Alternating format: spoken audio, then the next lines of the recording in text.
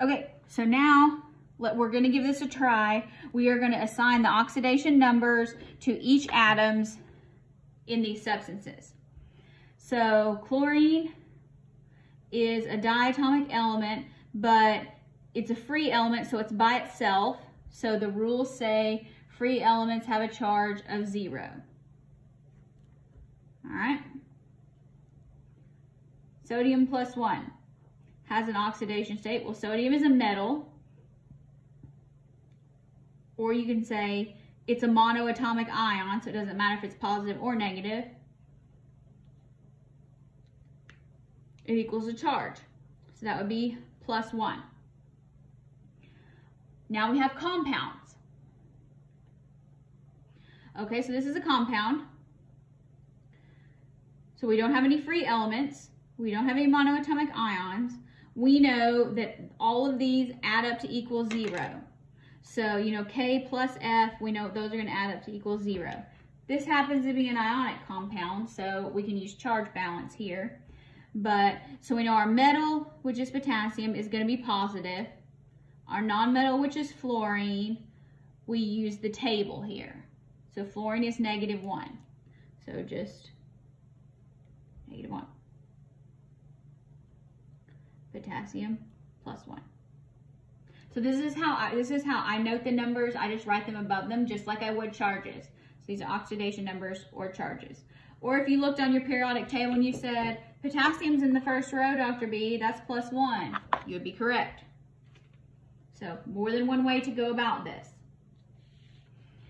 Okay, next compound, carbon dioxide.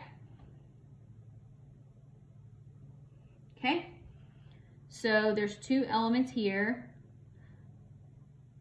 No free elements, no monoatomic elements. We know that they have to add up to equal 0.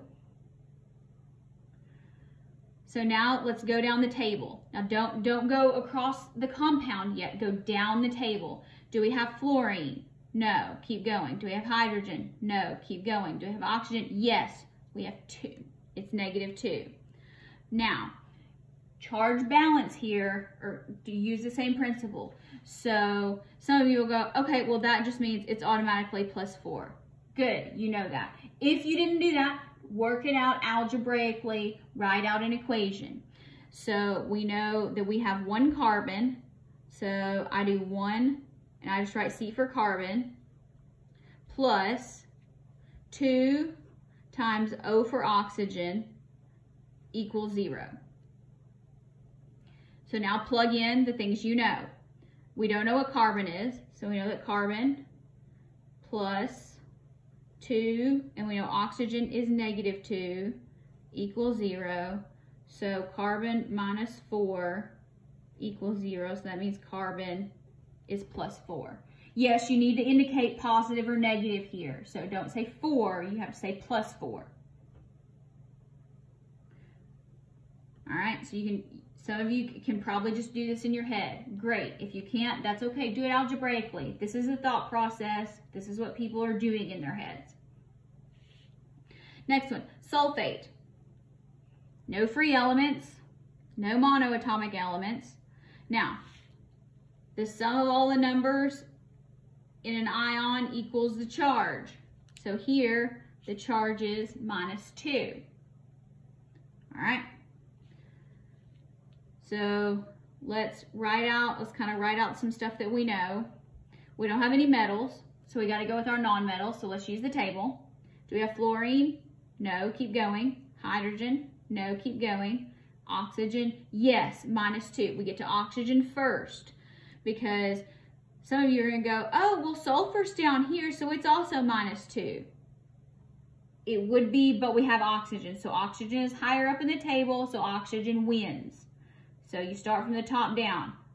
And then, so now that we have 1, we're going to use the one that we know, and we're going to use the total charge to figure out what sulfur is.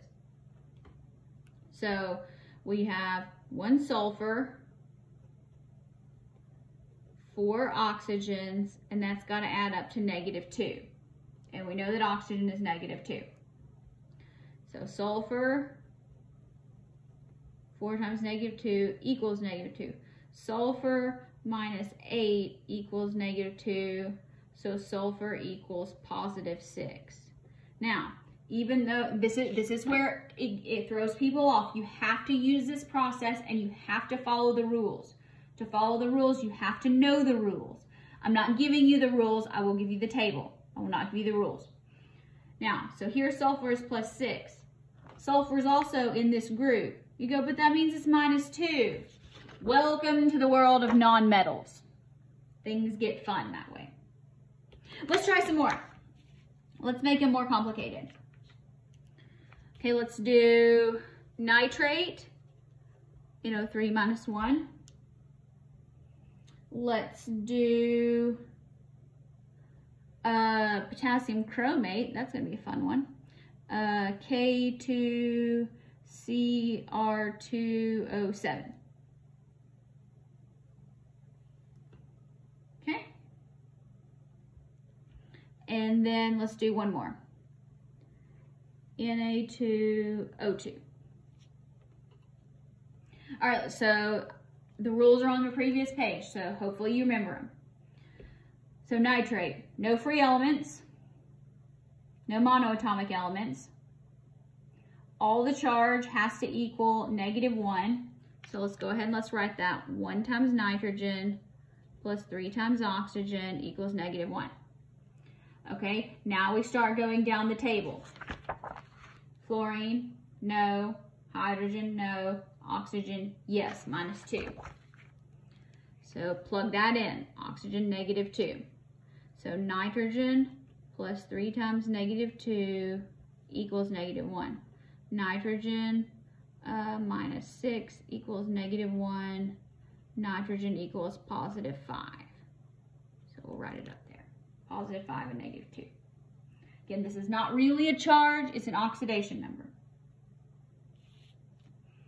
Okay? Now, potassium, this is actually dichromate. All right, so this is a neutral molecule. So that means it all adds up to equal 0. So that means we have 2 potassiums, 2 chromanes, 7 oxygens equals 0. Now, let's look at, we have no free elements. We don't have any monoatomic elements. So metals have positives. Do we have any metals here? Yes, we do. Potassium is a metal, and potassium is right here. So it's in the charge of the +1 column. So let's go 2 times +1. How about chromine? Chromine's also a metal, but look, it's a transition ion, so it can have multiple charges, so we don't know what it is. So we got to figure that out. That's what we got to figure out. 2 times chromine. And 7 oxygen is going to be -2 because we're going to use the table. So 2 plus 2 times chromine plus -14 equals 0. So 2 plus -14, so that'd be 2 times chromine minus 12 equals 0. So 2 chromine equals 12. So that means chromine is +6. +1 minus 2. That's the answer there. Now let's look at this one. Na2O2. Okay. No free elements, no monoatomic ions. This is a compound, so the charge equals 0. So 2 times sodium plus 2 times oxygen equals 0. Now, follow the rules. Metals have positive oxidation states. Do we have a metal? Yes, sodium is a metal. Sodium has a charge of +1. So, will this work? If oxygen has a charge of -2, it will not. 2. So 2 times oxygen is -2. So that means in this case, oxygen is -1. So, whoa, weird things can happen. Follow the rules.